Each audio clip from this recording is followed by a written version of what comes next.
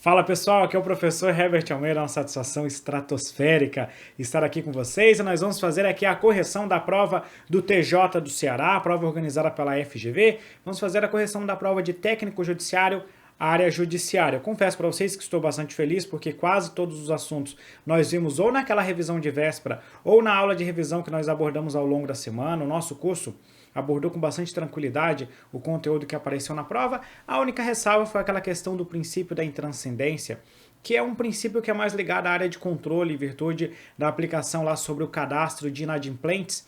E aí, por isso, é um tema que realmente é uma novidade, a gente vê ele aparecendo numa prova de técnico judiciário, área judiciária. No entanto, as outras 9 questões estavam bastante tranquilas e nós vamos fazer a correção aqui para você compreender tudo. Você que fez a prova já tem uma noção do gabarito. Para quem não fez a prova, também pode utilizar como fonte de aprendizagem. Lembrando que essa correção está sendo feita antes do gabarito oficial, então é uma correção extra-oficial da nossa prova. Então vamos lá, trazendo aqui a primeira questão.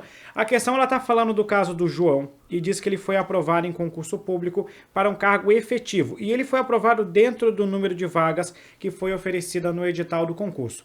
Porém, após o vencimento do prazo de validade, ele não foi convocado e por isso ele ingressou com a medida judicial pleiteando a nomeação e a posse nesse cargo público. E aí nós vamos jogar a questão com base na jurisprudência do STF. Pessoal, desde 2011 o STF tem um entendimento já consolidado, todo concurseiro conhece esse posicionamento, que o aprovado dentro do número de vagas do edital tem direito subjetivo à nomeação. Ou seja, pode exigir da administração pública a sua nomeação, a não ser que exista alguma situação excepcional que não justifique essa nomeação. Com isso a gente já vai de cara para o nosso gabarito da questão, que é a letra D, que diz o seguinte: a ação judicial do João merece prosperar, pois ele possui direito subjetivo à sua nomeação e essa necessidade da administração é presumida a partir do momento que houve previsão no edital do concurso do número de vagas, em respeito aqui aos princípios da boa-fé e da segurança jurídica. Boa-fé e segurança jurídica entram naquele aspecto subjetivo em que você deposita uma confiança na administração pública. Se ela colocou uma quantidade de vagas no edital, nós acreditamos que ela realmente tem aquela necessidade de vagas. Por isso que você vai se inscrever para o concurso, vai investir na sua preparação e vai realizar a prova. Por isso que o gabarito aqui já de cara nessa questão é a letra D. As outras aqui, né, a letra A diz que não merece prosperar, a letra B diz que não merece prosperar, a letra C também diz que não merece prosperar e só por isso elas já estão erradas. Em geral, elas falam que o candidato deveria ter demonstrado que houve uma preterição na ordem de classificação. Ele não precisa disso porque ele foi aprovado dentro das vagas. E a letra E fala que merece prosperar, pois João possui direito líquido e certo à nomeação, cuja necessidade é presumida em relação a todos os candidatos aprovados no concurso. Não, né? Quem foi aprovado fora da vaga não tem essa presunção de necessidade da administração. Gabarito letra D na questão 41. 42. A doutrina do direito administrativo divide a atividade do poder de polícia em 4 ciclos, né? Quando nós falamos do ciclo do poder de polícia, nós temos a ordem ou legislação de polícia, o consentimento, a fiscalização e a sanção de polícia. Nós vimos em todas as nossas aulas que você pode delegar todas essas 4 fases para uma entidade de direito público, como as autarquias, e pode delegar para entidades de direito privado as fases de consentimento e de fiscalização. Por outro lado, ordem e sanção não podem ser delegadas às entidades de direito privado. Com isso a gente consegue matar com tranquilidade essa questão, porque ela está falando assim, ó, sobre a aplicação de sanção. Diz que a sanção decorre da aplicação de penalidades quando o particular descumpre alguma norma do poder público. E aí pede para julgar conforme a doutrina e diz o seguinte: esse último momento, chamado de sanção, e aí nós sabemos que esse último momento é indelegável à pessoa de direito privado, uma vez que ele trata justamente do poder de império do Estado. Alguns alunos podem ter questionado: professor, mas isso não é jurisprudência? É jurisprudência, mas o fundamento, inclusive, dessa decisão do STJ, que fundamenta a resposta dessa questão, é a doutrina do direito administrativo. Um dos doutrinadores é que justamente trabalha essa divisão em 4 fases. Por isso, o gabarito letra A parte de consentimento e de fiscalização não podem ser delegadas às entidades de direito privado, uma vez que trata do poder extroverso do Estado. Questão 43. O controle da administração é o conjunto de mecanismos jurídicos e administrativos por meio dos quais o poder público e o próprio povo exercem o poder de fiscalização e de revisão da atividade administrativa. E aí nós queremos fazer uma classificação quanto à natureza do órgão controlador. Quanto à natureza do órgão controlador, nós temos o controle administrativo, o controle legislativo e o controle judicial. Vamos analisar as alternativas. Letra A, controle legislativo, que é aquele executado pelo Poder Legislativo, com auxílio da Procuradoria-Geral de Justiça? Não, né? O controle legislativo é exercido pelo Legislativo com auxílio do Tribunal de Contas. Então tá errada a letra A. Letra B, judicial, que é aquele executado pelo Poder Judiciário, em que, em regra, faz revisão do mérito. Não, né? Em regra, o controle judicial se atém apenas apenas à legalidade. Não pode invadir o mérito do ato administrativo. Letra C, administrativo, que é aquele executado pela própria administração, calcado em seu poder de autotutela. Eis o nosso gabarito, a letra C na questão 43. O poder de autotutela, né, é o principal exemplo de aplicação do controle administrativo, que é a capacidade da própria administração pública de anular os atos ilegais ou revogar os inconvenientes e inoportunos. A própria administração pública faz isso por meio do controle administrativo. Controle externo, que é aquele exercido pelo Poder Executivo? Não, né? O controle externo, no seu sentido estrito, que é o adotado nessa questão, ele é exercido pelo Congresso Nacional, isso no âmbito federal, né? O Congresso Nacional com auxílio do TCU, ou pelo Poder Legislativo com auxílio dos Tribunais de Contas de forma mais abrangente. Letra E, externo, que é aquele executado pelo Ministério Público com auxílio da Controladoria Geral. Tá errado, porque assim, no sentido amplo, o Ministério Público até faz controle externo, mas no sentido estrito é o Legislativo com auxílio do Tribunal de Contas. E aí, assim, o Ministério Público até faz controle externo, mas não tem auxílio da Controladoria Geral. A Controladoria Geral faz controle interno. Então, por isso que está errado aqui, o gabarito é a alternativa C na 43. 44. A doutrina do direito administrativo ensina que, caso vise ao interesse público, a manutenção de determinado ato pode ocorrer a correção de um vício sanável do ato mediante a chamada. Quando a gente fala de correção de um vício sanável do ato administrativo, nós temos a convalidação. E eu comentei com vocês o seguinte, para que você possa convalidar um ato administrativo, você tem que ter foco. O que é o foco? É o vício de forma e o vício de competência. Por isso que para convalidar tem que ter foco. Com isso, o gabarito é a letra C, convalidação, desde que não cause prejuízos a terceiros, e que se trate de vício nos elementos forma e competência, né? Você não pode causar prejuízo nem a terceiros nem à administração. Alguém pode falar, professor, mas não deveria ter dito que não pode ter prejuízo para a administração? Ora, não necessariamente. Eu não vejo também como a gente marcar uma outra alternativa que não seja a letra C. Por isso que a letra C é o nosso gabarito. Analisando as demais é tranquilo eliminar, né? Porque não tem desfazimento, não tem a revogação, como fala na letra A, e nem a anulação, como fala na letra E, porque não houve vício do ato administrativo. Na verdade, até houve vício, mas é um vício passível de convalidação. Então não é revogação, porque revogação não se aplica ao ato viciado. E não vai ser a anulação, porque ela fala assim, anulação parcial, desde que não cause prejuízos à administração, e se trate de vício nos elementos motivo e forma. Ora, a anulação, pessoal, ela poderia ser praticada sobre qualquer vício do ato administrativo. E não apenas, ela coloca assim, desde que se trate, desde que não gere prejuízo, ela está colocando condicionantes. A anulação poderia ocorrer sobre qualquer vício dos atos administrativos. Por isso que a letra E está errada e não vai ser o gabarito. A letra B fala repristinação. O que é repristinação? É assim, você pratica um ato, depois você pratica um ato B que revoga o ato A. E depois você pratica um ato C que revoga o ato B. E aí o ponto que a pessoa pergunta é o seguinte, se o B revogou o A e o B foi revogado pelo C, se fosse raciocínio lógico, né, eu diria pra gente o seguinte, esse aqui foi revogado, então a revogação desse deixou de existir, logo este voltaria a funcionar. Isso seria repristinação. No direito brasileiro não existe repristinação tácita, não existe aquela repristinação que seja implícita, tem que ser expressamente determinada pelo terceiro ato, ou seja, o ato C tinha que expressamente determinar o retorno do ato A. Mas, voltando para o caso da questão, não tem nada a ver com repristinação que aconteceu no enunciado. Ela não está falando dessa situação que eu trouxe para vocês. Por isso que a letra B está errada. E a letra D fala de retificação. Ora, nós até utilizamos a ratificação, que é um conceito, é um termo que possui vários conceitos na doutrina, é um termo bastante polêmico. Alguns autores vão colocar como uma forma de saneamento, como uma forma de convalidação, outros vão dizer que é um instrumento distinto destes. Enfim, não é pacífico o conceito de ratificação. Ratificação, eu diria, né, de forma genérica, que é uma forma de convalidar um ato administrativo. Agora, retificação essa expressão no nosso dia a dia nós utilizamos no sentido de corrigir alguma medida que nós adotamos anteriormente. Não costuma ser tão abordada essa expressão retificação dentro da teoria dos atos administrativos. E também não tem nada a ver com o que aconteceu na questão, até porque ela fala assim, ó, retificação desde que se trate de ato discricionário com vício no elemento motivo e que não cause prejuízos a terceiros. Ora, vamos considerar que retificação fosse uma forma de convalidação, e não é, mas vamos considerar que fosse.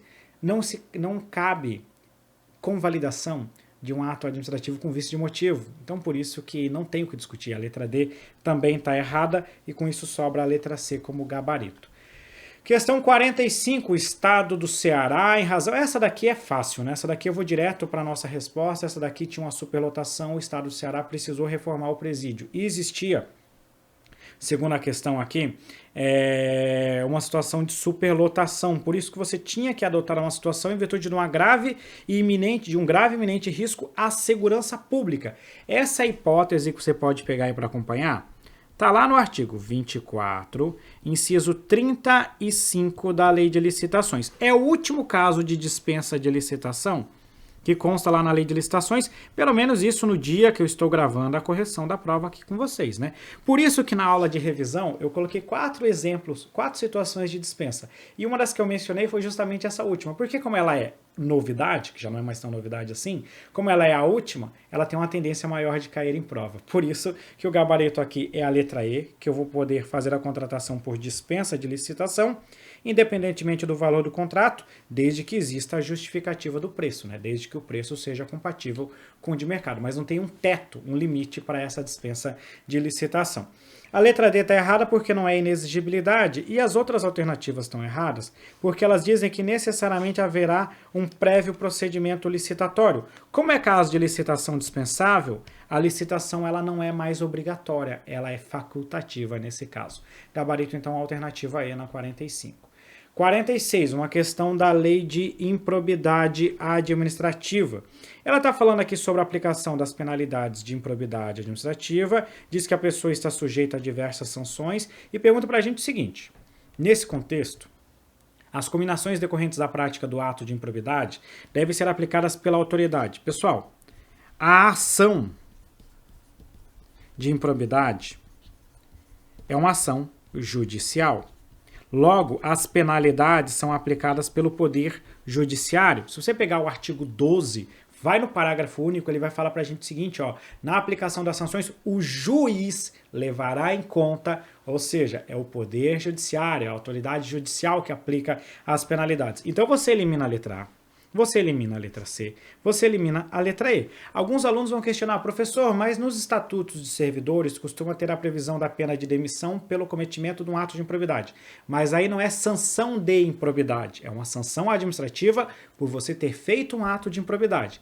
Agora, a sanção de improbidade administrativa do artigo 12 da Lei 8429 é aplicada pelo Poder Judiciário. Então, volta para a nossa questão, eliminamos essas 3 alternativas aqui.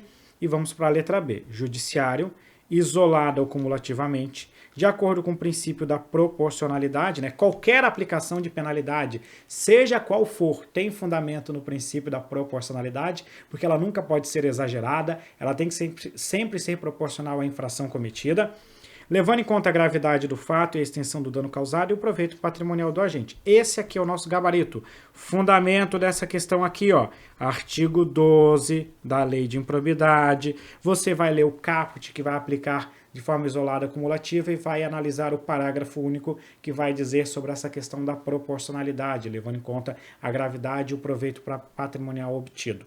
E qual que é o erro na letra D? O erro na letra D é falar de cassação, que ele vai falar aqui, ó, fala de aplicação da cassação dos direitos políticos e não existe cassação, somente suspensão dos direitos políticos.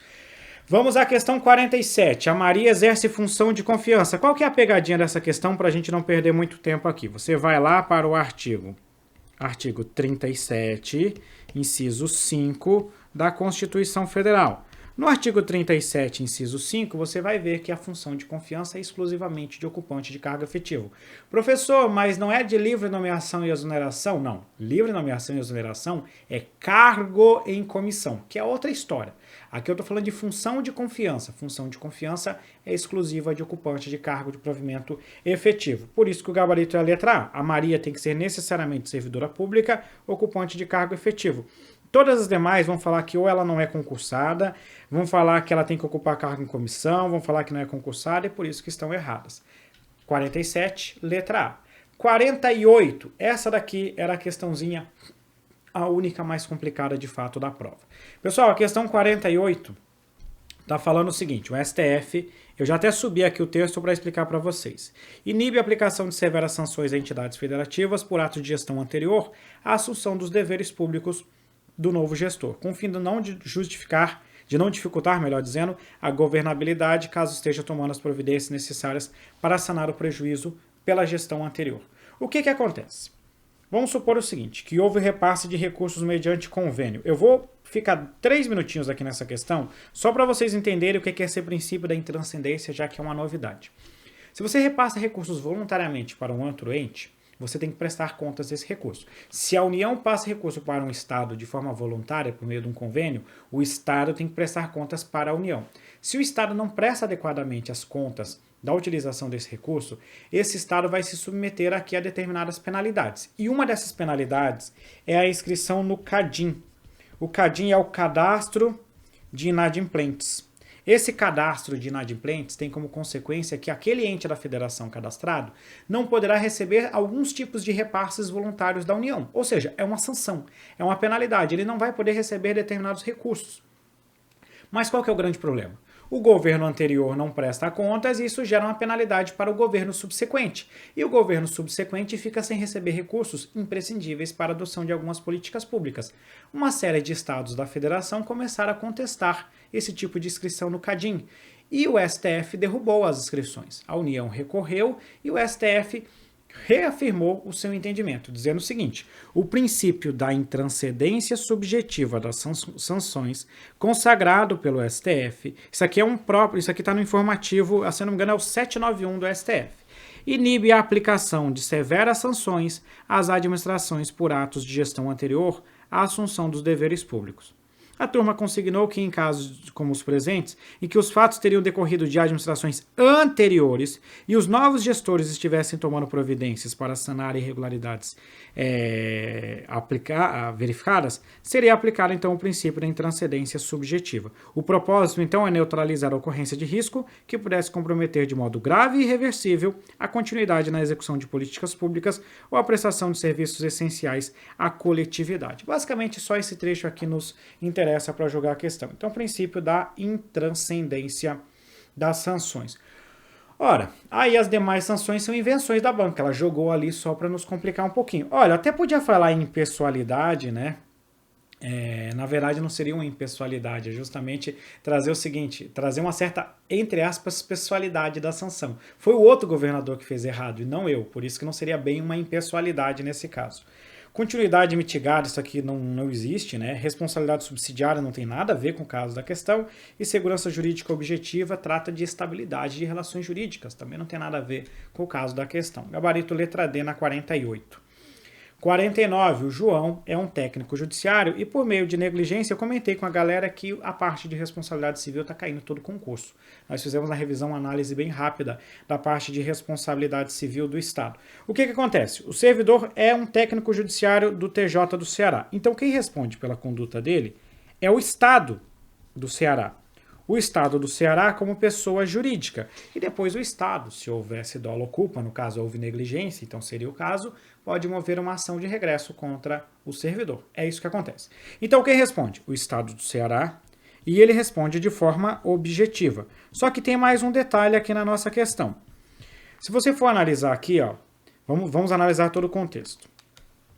O João é um técnico judiciário, no exercício das funções, praticou um ato por negligência. Isso gerou um dano para Maria. que é a parte de determinado processo. A Maria buscou atendimento da Defensoria Pública e ajuizou a ação indenizatória. Só que no curso restou comprovada a culpa concorrente entre o particular e o agente público. Ou seja, a Maria, ela tem uma culpa concorrente, ela também agiu de forma incorreta.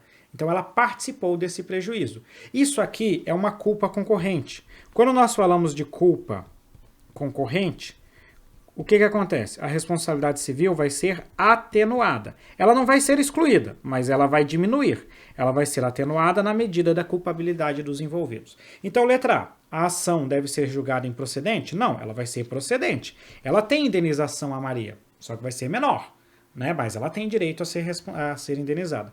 Improcedente porque o agente público, João, não agiu de forma dolosa ou com má fé, fato que exclui a responsabilidade estatal. Não, né? Não preciso ter dolo ou má fé. Na verdade, não preciso nem de culpa na conduta do João, porque a responsabilidade é objetiva. Letra C, procedente, incidir na responsabilidade civil objetiva do Estado, havendo a redução do valor indenizatório a ser pago em razão da culpa concorrente. Perfeito, né? Quem que vai pagar? O Estado do Ceará, né, que é quem responde, e você vai ter aqui uma redução da responsabilidade em virtude da culpa concorrente. Letra C, o gabarito. D, procedente, incidir na responsabilidade civil subjetiva. Não, né? A letra C, D e E você elimina por causa do subjetiva. Gabarito da 49, letra C. E a 50, para a gente fechar, é uma outra questão de improbidade administrativa. O João, ele recebeu 100 conto, recebeu 100 mil reais, ou seja, ele recebeu uma propina. Se ele recebeu uma propina, é óbvio que ele, além do crime, né, ele cometeu um ato de improbidade, porque ele recebeu uma vantagem patrimonial para exercer as suas atribuições. Isso aqui se enquadra no artigo 9º, no próprio caput, ou até no inciso 1º do artigo 9º, ou em vários outros incisos do artigo 9º da Lei de Improbidade Administrativa. Isso é um ato de improbidade que importa enriquecimento ilícito. A Maria, ela é o terceiro, que mesmo não sendo agente público, responde porque ela induziu, concorreu, se beneficiou, ou seja lá o que for, da prática desse ato de improbidade administrativa. Os dois, então, tanto o João quanto a Maria, respondem por essa conduta. João e Maria praticaram o ato de improbidade, o primeiro na qualidade de agente público e a segunda como particular que concorreu para que concorreu e se beneficiou do ato. Gabarito letra A. A letra B fala João e Maria não praticaram o ato de improbidade. Está errado porque já vimos que eles praticaram. João praticou o ato de improbidade que atentou contra os princípios. Está errado porque foi ato que importou enriquecimento ilícito. E ainda diz que a Maria não pode responder. Ela pode sim. Letra D. João e Maria não praticaram o ato. Está errado porque eles podem sim responder. Ela diz porque não houve prejuízo. Pessoal, não precisa de prejuízo para ocorrer o ato de improbidade. É somente para a pena de ressarcimento que precisa de prejuízo. E a letra E fala João e Maria não praticaram o ato por ausência de tipicidade na lei. Ora, a lei de improbidade administrativa, para começar, eles cometeram um ato que está previsto na lei, e vai lembrar que é o seguinte, você não precisa ter um enquadramento exato na lei de improbidade, porque os exemplos de conduta são meramente exemplificativos. Então está errado aqui, gabarito alternativa A, e com isso nós fechamos a correção da nossa prova. Meus amigos, muito obrigado, espero que vocês tenham ido muito bem nesse concurso público, ou se você só está fazendo aqui para fins de estudo, também espero que você tenha gostado da nossa correção. Grande abraço.